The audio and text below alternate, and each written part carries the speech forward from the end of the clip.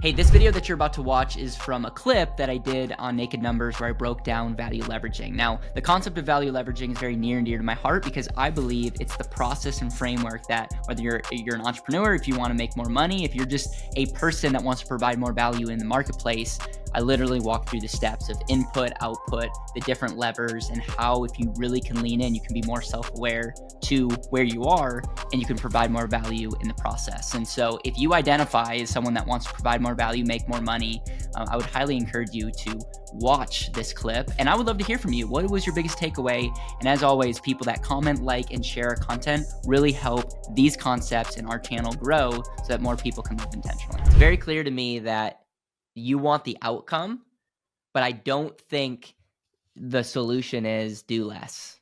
I think it's, and you'll understand what I mean in a second. So this is you, and imagine your family and all that, but this is you. You're better looking than this, but just pretend. You have time, you have money, you have relationships, you have skill sets. Okay, you also have wisdom. Like, hear me out. Like, there's other things. You have the Lord, other things, but I'm just like from a computer input output. Hear me out here. So you have time. Statistically, I have more time than you to live. Your kids have more time than you to live statistically.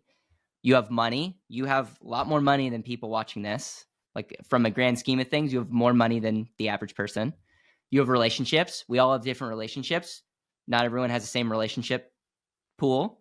And then skill sets. It sounds like God's given you incredible skills sets, wisdom, and all of that. Okay. These are what I call your input. Okay.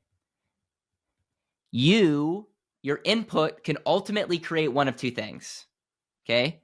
You can create one of two things. You can create a product or you could create a service. This could be employment. This could be servitude. This could be serving at your church. This could be creating products, creating an iPhone, creating pens. Like, at the end of the day, when I reverse engineer how things get done, we can either create a service or a product. And people are paying us or valuing our service or product. Not all services or products are created equal. For instance, I could work at the hospital. You could work at the hospital. You could be a heart surgeon. I could be a janitor. Doesn't mean that your life is more valuable to God than mine, but the hospitals get paying you a lot more because the time and skill set that you're putting in is creating a more valuable service than me sweeping the floor. Not all products are created equal. Why do some people overpay for the same product? It could be brand, it could be functionality. So you hear me out that there's the supply and demand tells you if your service or product are there. So that's where it's like, I'm a big fan of not going to college. I'm a big fan of like learning skill sets that are what you should learn skill sets that people value. Value is really, really important. So when it comes to you, this is step number one: is you audit your time. How do you spend your time? How do you spend your money? How do you have your relationships and your skill sets? And we figure out your input. What is it actually creating? Sounds like majority of your time and energy is going into businesses that create some type of service, and the service is creating, a massive return for your time and money. But you're an entrepreneur that has lots of different businesses over here, and hopefully they're creating more than the input, making that, like, that's what profit is, when you create more than what you input, money or time. Mm-hmm. Make sense? Yep. Okay. Question. So then this is where a lot of people stop, is they figure out, okay, like, I'm going to then start another one of these things, and I'm going to take some of my time over here and I can spend less time over here. So it's like, it's all like, okay, how do I make this happen? I can only do so many things. I can only be in one room. Well, there's another thing called leverage. Leverage can be a dirty word sometimes. Leverage is an amplifier.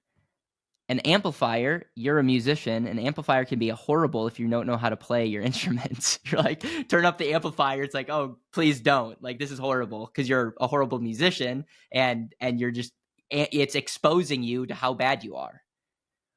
But at the same time, you could be the world's best musician and nobody could hear you, and amplifiers allowing them to hear your quote unquote service, which is your form of playing music. The only way that I'm able to experience your music is because you're amplifying it. Otherwise, I couldn't hear it. When we think of leverage, there's a couple forms of leverage. There's other people's money, which is funny because you just set me up because you're talking about, you're literally, a lever could be getting a fund of $5 million and putting it into something that you're already like, boom, you would make more money. Everyone makes more money. Leverage is a net positive.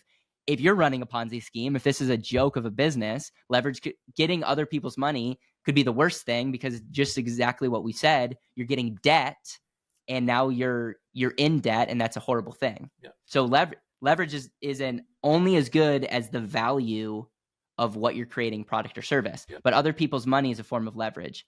People are a form of leverage. When 1 + 1 equals more than 2, well, some people have taken this the wrong way in the past. I'm not telling you to leverage humans.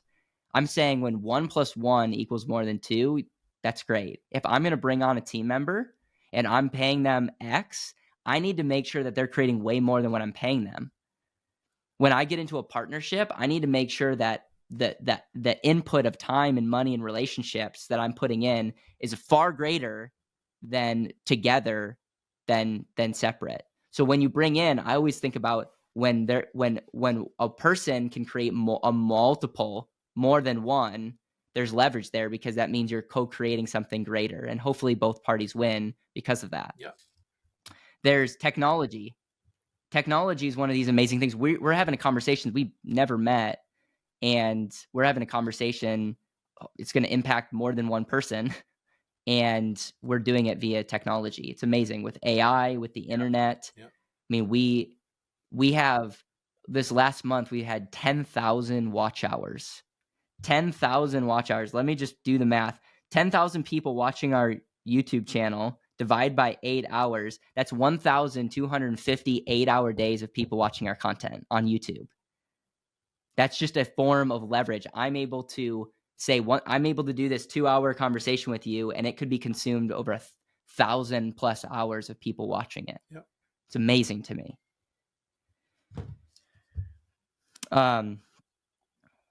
Influence, obviously, credibility is a form of this. So we could go on, but it's anything an amplifier. Yep. So the way that I think about this is, number one, audit your input. It sounds like it's not like, it sounds like you're at where you're at from a skill set standpoint, your time, your money, relationships, like you're in a really good place. It sounds like whatever you touch seems to be doing super well.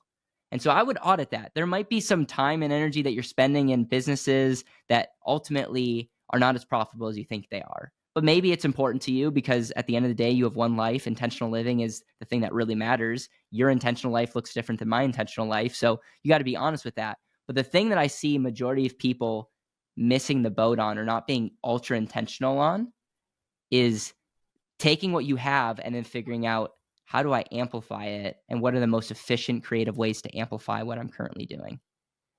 And that is where I would pray over and think about. And that is the thing, like a lot of young people, I'm telling them, don't worry about going viral quite yet. Worry about making your input more valuable and figure out how problems that you can solve people. And like, are you actually solving people's problems? And are you actually proud of the service and product that you're creating? But then a lot of people get stuck in the not exponential growth because they have a lack of leverage, not because they have a lack of value. Thoughts, questions? I wasn't expecting to go here, but I just really feel like this is a message, that this is a framework that you know already because you already get it, but it's just something that you can like think through, like what are the categories of amplifiers that I could lean into that could really take what we're needing to do to the next level. And another one last one of these is a platform. So when I joked about a book, a platform, YouTube's a platform, social media is a platform. I've sold 15,000 copies of the book. People are probably reading the And Asset book right now while we're talking. That's a form of leverage. In fact, people are listening to podcasts and watching YouTube, reading our content while I'm talking to you. I'm able to clone myself. And that's able to create more influence and so what are different platforms that you can do, i.e. writing a book that you don't have time to write? Maybe you don't have time not to write a book, if you think about it. Or what are other things that you can do to create platform to go one to many? So those are just creative ways to think about your input, maximizing your input, because you're at a season of life where leverage could take what you're doing to a level, and you won't see another massively successful person that has not made their money on creating value and amplifying that value. Value alone is without leverage is something that is not scalable. Well, it's interesting you should mention the writing the book thing, because that is something that's been on my mind for a very, very long time. In fact, I have a short list of several books that I need to write.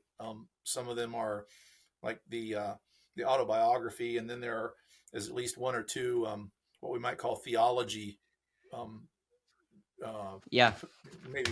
Well, and just think about this. You write a book, and let's say you have a following, and that could take time, and that could take money. And I'll tell you, first 5 years, you're not going to make a dime. You probably will, but like knowing you will. But I try to like lower expectations. Yeah.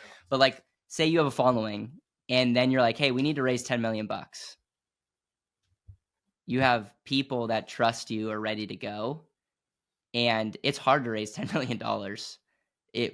Period. It's hard to raise $10 million, but there's people I know that can do it with a tweet, and it's because they've built up other leverage, but they've used platforms to create more influence. And it's not like they're more trustworthy than you. It's just more people know who they are. Yep.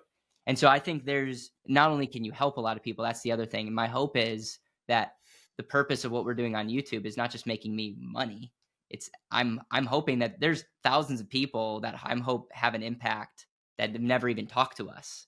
So we're doing a net positive, but you better believe, like, I'm ultra focused on how to leverage my time. I'm a lot younger than you, but I want to use my time as well as possible, because we only get one life.